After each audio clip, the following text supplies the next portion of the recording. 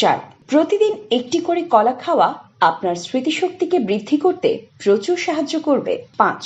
এর মধ্যে রয়েছে প্রচুর পরিমাণে আয়রন, যা রক্তে হিমোগ্লোবিনের পরিমাণ বাড়ায় এবং যেসব রোগীর রক্ত স্বল্পতা বা অ্যানিমিয়া রোগ রয়েছে তাদের জন্য এটি বেশ উপকারী একটি ফল। 6. কলা দেহের হরমোনের ভারসাম্য বজায় রাখতে সাহায্য করে। 7.